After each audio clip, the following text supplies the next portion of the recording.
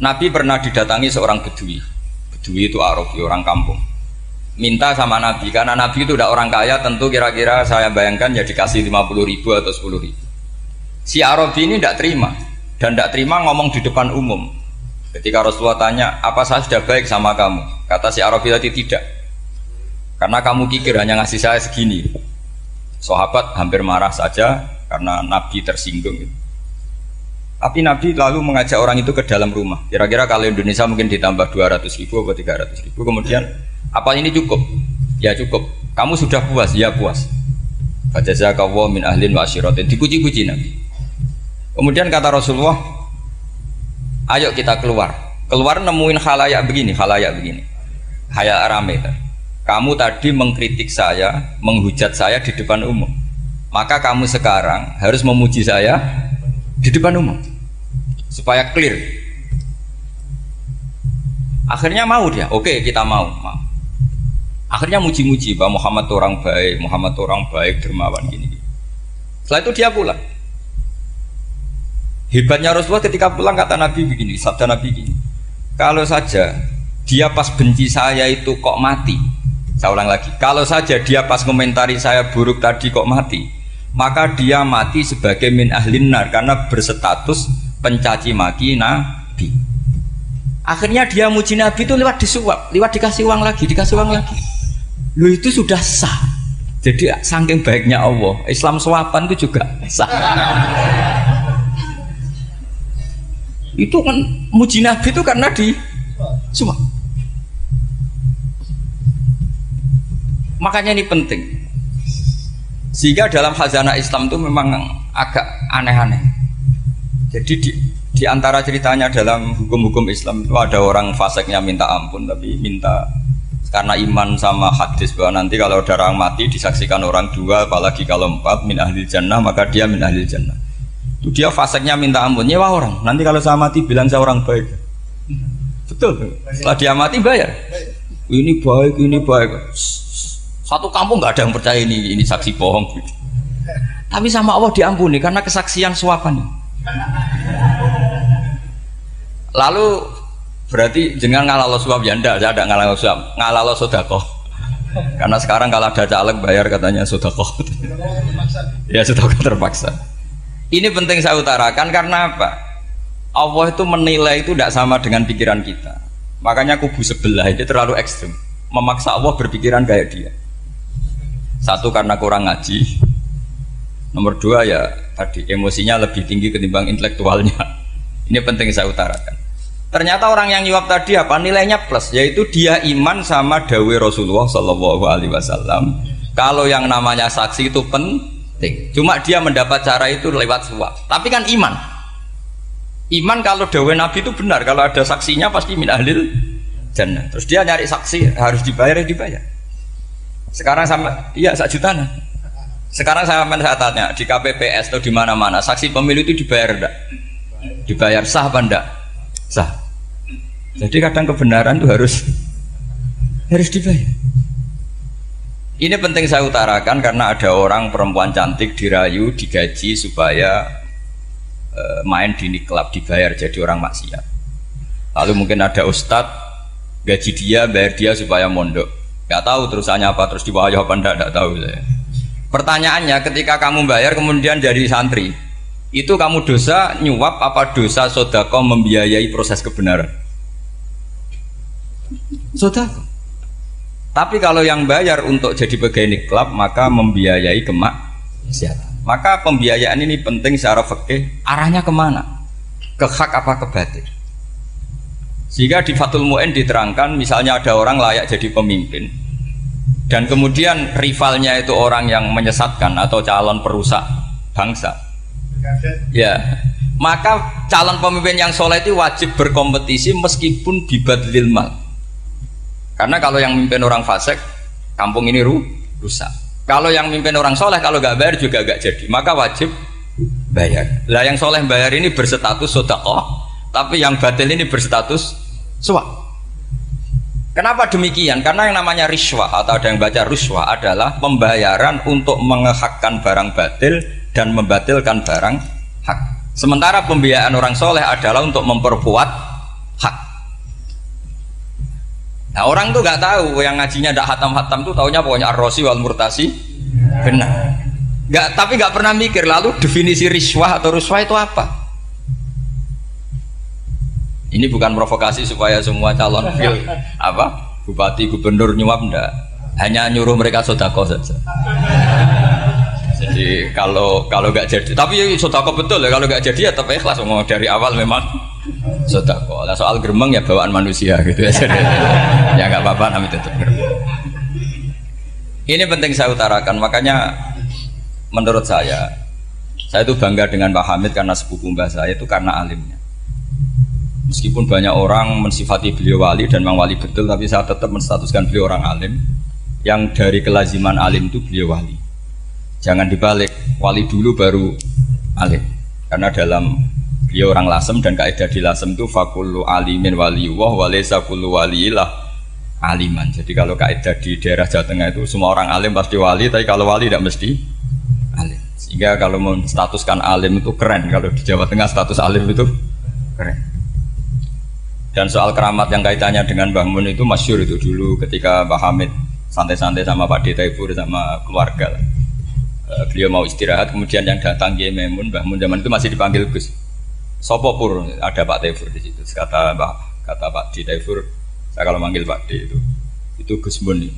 Dan itu Mbah Hamid ngendikan rojulun alimun waliyullah. Itu orang lelaki yang alim yang waliyullah. Jadi beliau muji Mbah Mun juga alimun dulu, rojulun alimun wali. Ini penting saya utarakan karena kesanatan keilmuan beliau jelas dari beberapa keluarga di Lasem. Karena di daerah Fakhriyah itu yang tempat lahirnya Pak Hamid juga lahirnya mbah saya. Itu mbah-mbahnya sudah orang alim, termasuk Kiai Sidik Jember itu juga lahirnya di kawasan pondoknya Pak Hamid Fakhriyah. Kemudian Kiai Sidik punya anak yang namanya Ahmad Sidik yang jadi apa? Rois Am yang sekarang ada Gus Wirjon macam-macam, itu semuanya juga keluarga Lasem. Nah saya cerita keluarga ini penting bukan karena tafakhur atau tabai, bukan, karena Allah itu membuat satu tradisi besar memang lewat dzurriyyah. Sehingga Allah ngendikan misalnya ulaikal ladzina an'ama Allahu 'alaihim minan nabiyyin min dzurriyyati Adam wa mimman hamalna ma'anuh wa min dzurriyyati Ibrahim wa Israila wa mimman hadaina wastabaina. Karena tanpa dzurriyyah itu enggak ada tradisi, enggak ada kultur. Misalnya saya menjadi hafal Quran dulu, bapak saya itu tiap zaman Pak Hamid masih sugeng, yang semaan di sini itu pasti bapak saya, namanya Kiai Haji Nur Salim. Kadang diajak baca Quran di kamarnya Kiai Hamid. Karena kalau bapak saya itu mantu ponaan sama Pak Hamid. Itu dulu bapak saya memotivasi saya supaya hafal Quran itu gini, kowe kudu hafal Quran. Nak kowe hafal Quran, iku kepaten obor. Kok anak merapal luwe duwe alasan. Jadi kalau ada Gus tidak alim itu mesti salah bapaknya. Karena kalau bapaknya bisa baca Wahab, anaknya mau baca Primbon tuh malu. Tapi kalau bapaknya sudah bacanya WA, anaknya jadi Primbon. Era cucu sudah dukun. Era cucu sudah kayak Dimas Kanjeng, nanti itu pasti. Karena nggak ada rasa malunya. Tapi kalau bapaknya alim baca Wahab misalnya, juga Qanaah, anaknya juga itu figurnya. Terus cucunya juga gitu figurnya, makanya disebut dzurriyyatam ba'duha min ba'd. Ini penting. Dulu Mbah Mun itu sering ijazahi saya itu persis ijazahnya bapak, ijazahnya Mbah Hamid. Kalau punya amplop itu ya dibeda-bedakan, ini amplop dari tamu, ini dari pejabat, ini dari orang fakir. Sehingga penggunaannya juga sesuai itu, tidak serampangan. Karena dianggap amanat. Kalau kita salah tasarruf maka menjadi hisab. Kalau sekarang nggak salah dikumpulkan. Orang desa salam template wadol pitik kuru wedhus kuru ambek guse tuku HP seri terbaru itu kan kasihan ya. Padahal sing salam template itu ibunya kerja di Malaysia, mungkin gelantungan ngecat tembok di Malaysia. Hasil salam template digugus tuku HP terbaru itu kan nggak imbang. Nah juga tuku tasbih kan sumbut. Ini bukan nyindir tapi ngamuk jadi. Jadi ini penting karena semuanya itu ada hisabnya, walatus alunna yauma idzin anin. Karena tradisi ini harus kita teruskan ala qadril istito. Karena itu nanti yang mengawal ilmu. Kemudian termasuk tradisi mengakui santri goblok, ini penting. Itu enggak ada santri sebarokah santri goblok. Makanya dulu Mbah Mun, Mbah Hamid, Kiai alim itu kalau sama santri goblok ya tidak benci. Enggak kayak sekarang semua orang bikin sekolah unggulan. Sekolah unggulan itu kritik saya hanya memproduksi orang-orang yang nantinya mendapat. Kalau kamu punya santri hafal Quran, nanti hadiahnya umroh, langlanya umroh, santri pinter hadiahnya beasiswa. Tapi hubungannya sama negara itu mendapat. Sementara santri yang goblok hidup di pedalaman Kalimantan karena di sana belum ada masjid, bikin masjid. Sebagian hartanya dipakai masjid, sebagian hartanya dipakai bangun masjid. Ini yang goblok pendiri masjid, yang pinter pengajian di masjid dibisaroi uang kas masjid. Artinya gini, ya kalau halalnya halal, tapi kita mbok yo roh hikmahnya orang-orang goblok. Supaya kita tetap ngaji Rabbana ma khalaqta hadza batila. Semua ini ada gunanya. Subhanaka ma khalaqta. Jadi semuanya ada gunanya. Maka bagi santri-santri yang goblok, tolong nanti saya di-Fatihai karena saya ini pembela Anda. Lo yang ngomong biar saya karena saya terkenal santri pinter. Kalau yang ngomong sampean goblok kan nggak ada yang percaya. Oh, padune padha gobloke kan gitu. Yang ngomong harus saya. Saya itu niru Rasulullah Shallallahu Alaihi Wasallam. Nabi itu kalau ada santri serabakat pinter itu diwaris sak surat usung nang mulai pinter. Banyak itu. Balighu anni walau ayah, ada sahabat ngaji hanya diajari idza zulzilatil ardu, sudah kamu pulang, sudah pinter. Karena betul. Sekarang coba diangen-angen, ada santri alim alamah, mungkin bakasnya furu'iyah, gimana hukumnya Jumatan jumlahnya itu 40 kurang atau 40 pas imam. Kemudian ada yang batal satu, hukumnya gimana? Dia mikir furu'iyah. Sementara yang goblok, dia di desa tertinggal gak ada masjid. Piye caranya dia masjid? Ini bikin aslul ibadah, yang sini sudah khilaf tentang yang gak penting. Jadi orang goblok kadang lebih keren. Akhirnya apa? Duriannya yang goblok nanti jadi orang alim alama ngekholi wong goblok karena pendirinya biasanya orang pati pinter. Itulah Allah Subhanahu wa taala. Ada bikin sesuatu itu sia-sia. Nah, saya ini korban ilmu itu. Akhirnya santri saya banyak yang nggak jelas. Ya, tapi ya saya terima saja. Saya santri itu macam-macam. Ada yang profesor, ada yang doktor, ada yang goblok, ada yang baru tobat kemarin, ada yang Cina lagi seneng ahli sunnah wal jamaah, macam-macam. Semuanya ngaji sama saya. Karena saya tetap berkeyakinan Rabbana ma khalaqta hadza batil. Ini penting saya utarakan karena khazanah kita ini jangan digerus oleh orang yang tidak bertanggung jawab. Pernah ada di hadis Muslim, ini cerita di Sahih Muslim. Ada seseorang sedang sujud, kemudian diinjek oleh orang fasik. Saya ulang lagi, diinjek. Rokobanya, yang diinjek itu rokobanya. Lehernya itu diinjek sama orang fasik. Kemudian si yang sujud tadi bersumpah, wallahi la yaghfiru wallahu lak. Demi Allah, Allah tidak akan mengampuni kamu. Itu Allah kemudian mewahyukan sama Nabi di zamannya. Wahyunya adalah, man dalladzi yata'alla alayya alla aghfira li fulan.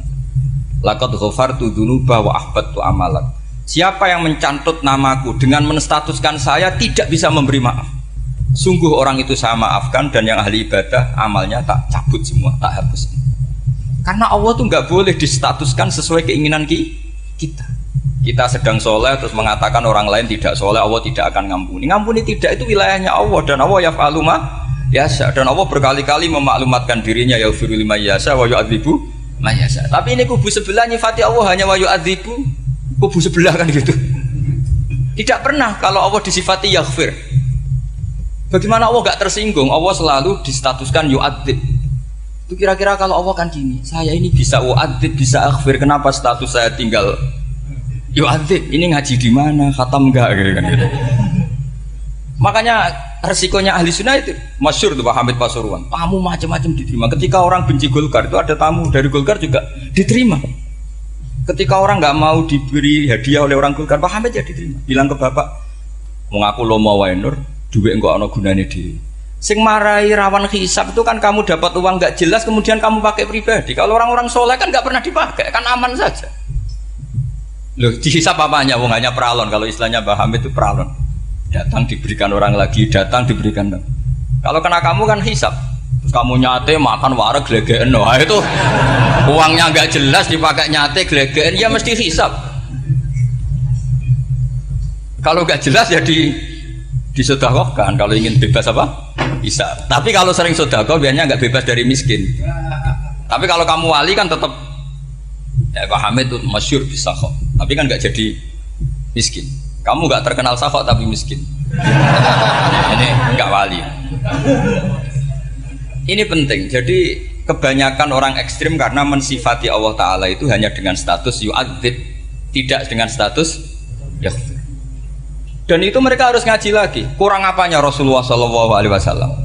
Nabi sebagai manusia benci sekali sama pembunuh Hamzah karena qatilu ahabbin nasi ila Rasulillah. Itu sama Wahsy. Siapa yang nggak tahu Wahsy? Qatala ahabban nasi ila Rasulillah, itu qatala Hamzah. Dan ketika Nabi nyuwun sewu maksud no Wahsy, Allah malah nurkan ayat laisa laka minal amri syai'un aw yatuba alaihi. Ada pilihannya aw yatuba alaihi. Apa yang terjadi? Justru Allah mentobati Wahsy. Memaafkan Wahsy, mentobati Wahsy. Ada sahabat yang dipuji Nabi Hamamatul Masjid, akhirnya su'ul khotimah. Kita tahu ceritanya siapa? Sa'labah. Makanya kata Mbah Mun sering cerita ke saya. Banyak orang darani saya itu tidak jelas, kata Mbah Mun, karena saya sama siapa saja baik, sehingga banyak yang nuduh saya itu tidak jelas. Kata beliau, ulama paling jelas ya saya ini, karena masih orisinil, kata beliau. Tapi pakai bahasa Jawa, karena tadi Mbak Idris bilang ada yang MA ya, Madura asli tadi, makanya saya terpaksa bahasa Indonesia tadi. Kata Mbah Mun, ulama paling jelas ya saya, karena saya menyikapi siapa saja baik, karena di hati saya hanya membaca laisa laka minal amri syai'un aw yatuba alaihim aw yu'adziba. Kenapa kamu vonis si buruk? Bisa saja nanti baik. Yang sedang baik bisa saja nanti bu. Kalau nasib seseorang nggak jelas, kenapa kamu sikapnya jelas? Nah, ini orang-orang nggak ngaji itu memaksa orang lain jelas. Ini kubu sebelah pasti salah, ini pasti benar. Wong manusia kok dipasti-pastikan gimana? Kita ini tidak nabi. Kalau nabi maksum pasti benar. Kalau sampean apa? Maksum bisa. Jadi ketidakjelasan para ulama ini berdasar konstitusi tadi, bahwa itu wilayahnya Allah Subhanahu wa Ta'ala. Ini penting saya utarakan. Jadi penting sekali. Jadi orang yang sedang fasik sekarang bisa saja nanti tobat. Yang sedang sekarang soleh bisa saja nanti masalah. Sehingga Rasulullah tetap mengajarkan ya muqallibal qulub tsabbit qalbi ala dinik. Jadi kalau ngaji itu khatam. Khatam itu begini misalnya ya. Saya pernah ngaji Ihya, belajar Ihya khatam. Bahkan saya punya takrirannya berdasar kitab Ithaf, sarahnya Ihya. Kalau ingin tahu sanadnya sarah Ihya, ya misalnya Gus Idris ini, Idris ngaji Mbah Hamid Pasuruan, ngaji Mbah Dimyati. Mbah Dimyati ini ngaji sama kakaknya Kiai Mahfud Termas. Kiai Mahfud ngaji sama abahnya Kiai Abdullah. Kiai Abdullah ngaji sama abahnya Kiai Abdul Manan. Kiai Abdul Manan ini mulazim terhadap Sayyid Murtado Az-Zabidi.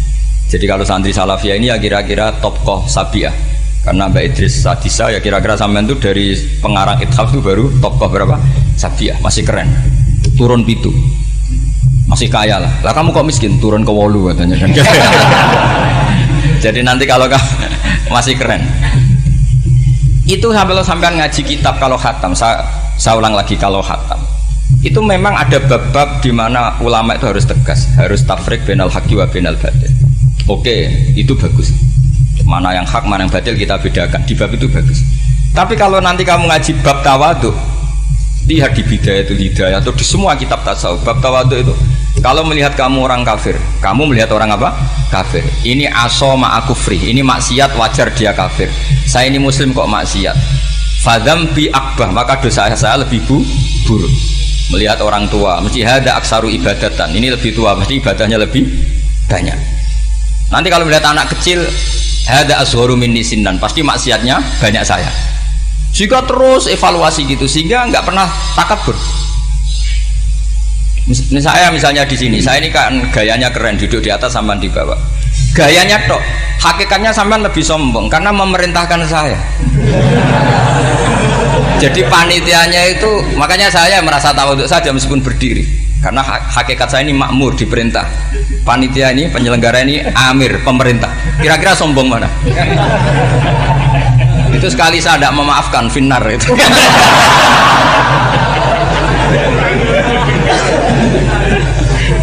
Tapi insya Allah tak maafkan lah. Iya masih insya Allah. Jadi ini penting. Jadi mbok ya orang-orang yang ekstrim itu mikir keinginan Rasulullah SAW itu umatnya meninggal dalam keadaan baik. Makanya benar tadi, notulen tadi, kalau doa, kalau ingin mandi itu memang harus ada jadabnya. Tapi yang asli loh ya, jangan gaya-gayanan. Ya asli betul, yang nggak khilaf memang asli.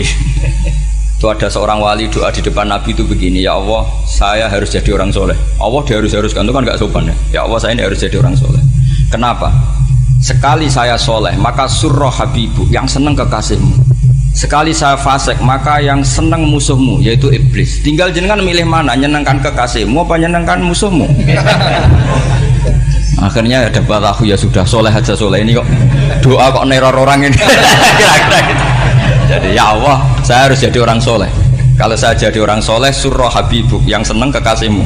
Kalau saya jadi orang fasik, yang seneng musuhmu. Sedangkan tinggal milih saja, menyenangkan kekasihmu apa menyenangkan musuhmu. Kira-kira Allah seneng mana? Seneng menyenangkan. Wah, itu doa paling mustajab. Tapi syaratnya harus anti bikolbin dan dari ijazah nggak mandi, itu ijazah nggak mandi. Maka ini tidak saya ijazahkan. Nanti kalau kamu ngalami isak sendiri, ngalami wujdi sendiri, terus ngalami itu, insya Allah makbul. Tidak mau gaya-gayanan copy paste, nggak diterima itu. Jadi wali-wali dulu itu kalau berdoa itu sederhana, tapi dari hati yang paling dalam. Makanya Nabi Musa itu terkenal, orang paling seenaknya sendiri dan Nabi Musa hubungannya dengan Allah. Tapi sama Allah dimaafkan karena orisinal, tidak bikin-bikin. Rasulullah juga itu, kalau sudah marah itu doanya gitu. Cuma celakanya ditiru Nira Warisman dulu. Nabi itu ketika perang Badar itu jelas kalah, nggak mungkin menang, sudah jelas kalah. Nabi hanya 313, orang kafir 1000 dengan perlengkapan apa? Sudah lengkap semua. Setelah perang dilihat itu jelas kalah. Seri awal ya memang kalah betul. Doanya Nabi apa? Allahumma intuhlik hadil isobah lam tu'bad ba'dal ya. Ampun Gusti, silahkan bikin kalah, tapi ra ono sing roh nak jenengan pangeran. Pun lahiran jenengan dadi pangeran, serana sing roh. Enggak ada ibadah. Intuhlik hadil isobah lam tu'bad ba'dal ya. Kalau engkau menghancurkan kelompok saya ini, jenengan sebagai Tuhan tidak ada yang nyembah lagi. Karena yang nyembah tinggal kelompok kita. Tapi yang ngendikan Nabi, kalau kamu niru tidak bisa.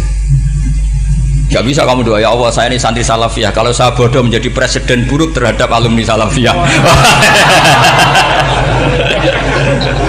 Gak apa-apa sekali-kali doa gitu. Tapi kata Allah lainnya masih banyak.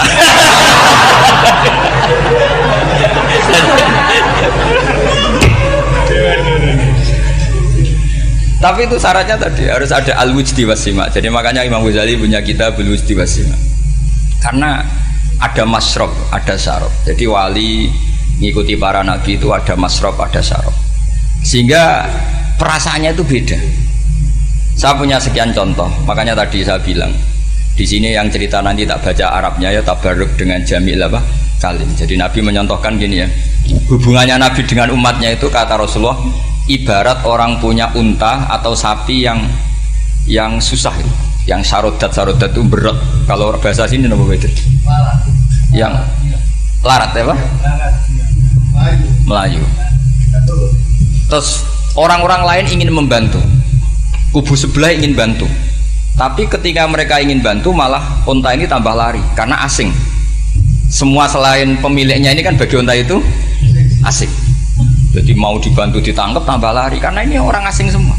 Ngajinya agak jelas, asalnya agak jelas, tapi mau ikut ngurumat Islam ini asing semua. Akhirnya kata Nabi yang punya unta tadi datang, kemudian ngambil rumput, terus unta itu dipanggil, kemudian unta itu mengikuti. Kata Nabi, ibarat saya seperti itu. Kalau saya yang memimpin Islam, saya yang merawat umat saya, maka umat akan mudallalah, akan nurut. Tapi kalau yang rumat kalian, malah Islam menjadi kacau.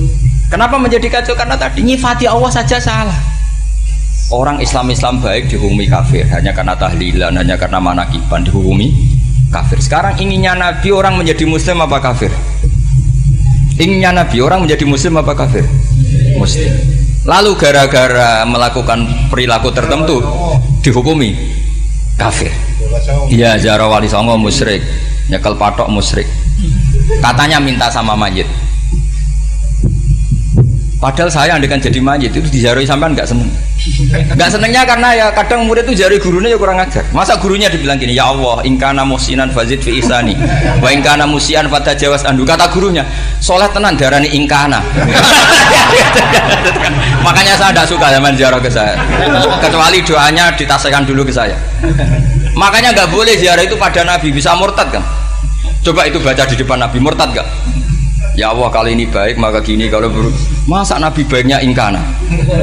Lah orang-orang yang menyerang kita kan, itu nggak ada zaman sahabat doa seperti itu. Ya mesti nggak ada, mana mungkin sahabat baca itu di depan Nabi. Masa Nabi didoain ya Allah kalau dia baik maka fazid, maka kalau dia buruk ya nggak mungkin. Lah mereka nyerang kita itu nggak ada dalam sejarah sahabat. Ya sahabat kok nahlilin Nabi itu gak nabi mau didoain maghfir lahu. Kan ngenyek Kanjeng Nabi jadi ngono maghfir lahu. Ya mesti saja sahabat gak akan tahlilan. Yang kabudut itu Rasulullah, bahkan diistilahkan kabudut saja salah. Intaqala ila rafiqil ala. Nah kalau sampai harus ditahlili, kalau enggak yang rokok betul. Amalnya pas-pasan, dosanya berkelanjutan. Kondak gimana? Punya tanah warisan yang hasil ngerebut milik orang lain. Kamu sudah mati, dipakai anak cucumu. Ini berkelanjutan nggak dosanya? Berkelanjutan, berseri-seri. Mereka kalau nyerang kita kan sahabat tidak melakukan itu untuk Nabi, ya nggak mungkin lah sahabat mendoakan itu pada Nabi, kan nggak mungkin. Coba kalau kamu jadi mayit, terus kamu gurunya, terus ada murid kamu bilang Allahumma in kana musinat fazid fi isani wa in kana musian fatajawaz anhu. Mesti kalau kamu bisa bangun. Ya Allah cong meyakini saya soleh itu masih ingkana. Kalau guru saya soleh maka, kalau guru saya buruk maka. Itu kan taklek namanya, Pak. Itu kan kurang ajar. Saya tidak pernah doa gitu di depan Muhammad Rasulullah, tidak pernah. Saya kalau doakan bangun ya tidak pernah gitu. Allahumma ali darajati fil jannah gitu. Saya nggak pernah ingkana nggak pernah. Karena andekan itu saya juga sama engkau. Cuma kalau ada orang doa di bangun gitu ya karena orang lain ya tak biarin. Tapi saya tidak bilang amin, ya biarin aja sudah. Tapi kalau santri sarang nggak usah lah doa ya apa? Ingkana. Masa meyakini solehnya gurunya kok nunggu apa? Ini bukan ijazah, ini marah ini. Jadi pelurusan ini. Saya ulang lagi, ngaji itu harus khatam. Pentingnya khatam tadi, kalau di bab tafriq bainal haqqi wa bainal batin, seakan-akan kubu sebelah ini benar karena tegas. Tapi kitab itu tidak hanya bab itu, juga ada bab tawadhu. Di bab tawadhu itu, misalnya kita melihat orang kafir, ini wajar maksiat kan dia kafir. Masa saya mukmin maksiat? Dan ini kafir bisa saja nanti husnul khotimah, saya muslim bisa saja su'ul khotimah. Jika tetap tawadhu, melihat yang lebih sepuh ini aksaru ibadatan minni, melihat yang kecil asghar berarti aqallu maksiatan minni, sehingga melihatnya itu tawadhu. Jadi kalau di bab tawadhu semuanya orang itu mungkin. Nah di sini Rasulullah SAW mengajarkan, ketika malaikat Jabal bilang Muhammad, orang yang mendustakan kamu saya tungkepi gunung biar mati semua.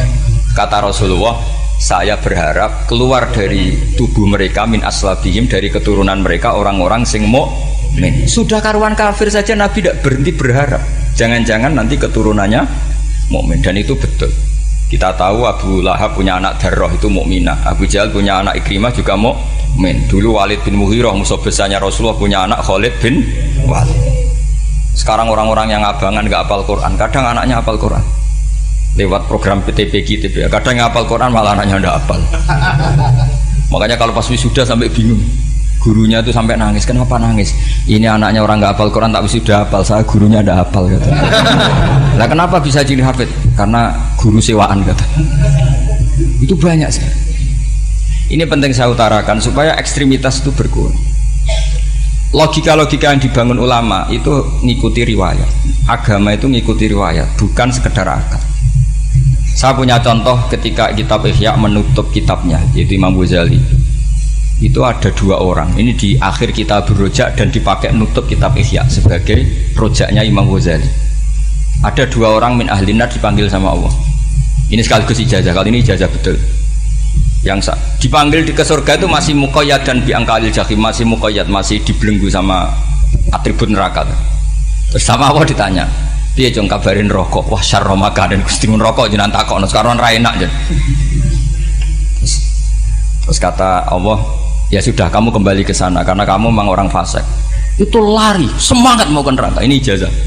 Semangat disuruh kembali ke neraka itu semangat lari. Allah tanya, loh Jong kenapa kamu semangat? Ya Allah, saya ini sudah kapok. Dulu ketika di dunia kamu perintah, engkau perintah, saya tidak semangat. Maka kali ini jenengan perintah saya semangat. Karena saya sudah kapok. Setiap engkau perintah saya ada lari semangat ke neraka. Nah barokahnya semangat masuk neraka ini kata Allah, ya sudah kamu di surga saja. Maka ijazah nanti kalau ada pengumuman silahkan masuk neraka, kamu harus lari sekencang-kencang. Karena itu perintah Allah apa? Yang ketika kita di dunia kalau diperintah males-malesan. Kalau kamu diperintah sholat subuh jamaah kan males-malesan. Dan itu menjadi kita masuk neraka. Sebagai kafarah itu ya Allah, karena ini perintah engkau, saya tidak males-malesan lagi. Wes ngembaliin rokok, lari semangat. Allah akhirnya haru, dimaafkan. Panggil lagi, sudah di surga saja. Barokahnya semangat masuk neraka. Nah ini ijazah ini. Ya diterima ya. Kok enggak semangat terima ya.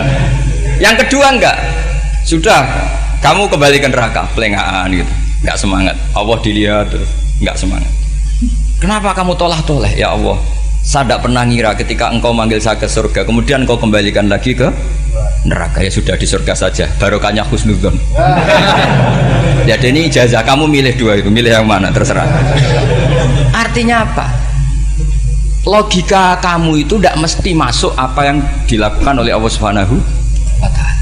Itu logika kamu kan tidak masuk, tapi Allah yaf'alu ma yasha. Ini penting saya utarakan. Nah tapi orang-orang ekstrim itu maunya nyifati Allah dengan status yu'adzib, yantakim, jabbar, kohar. Sifatnya Allah Ta'ala itu 99. Kenapa apa kamu hanya satu? Jadi tetap saja menghadapi fenomena seperti ini tetap laisa laka minal amri syai'un aw yatuba alaihi ma yu'adzib. Sehingga setahu saya Mbah Mun, Mbah Hamid Pasuruan, guru-guru kita, habaib yang alim-alim itu melihat tamu macam-macam ya dilayani semua. Karena ini ngadepi fenomena sosial yang semuanya tidak jelas. Kalau nggak jelas apa? Ya kita bisanya berharap, karena afdolul ibadah itu intidharul farad. Kalau belum Islam sekarang kita harapkan nanti. Kalau bapaknya enggak kita harapkan anaknya. Kalau anaknya belum kita harapkan cucunya. Karena agama ini limangka nayarjuwa hawal yaumal akhir. Agama ini bagi yang terus berpengharapan, bukan bagi yang putus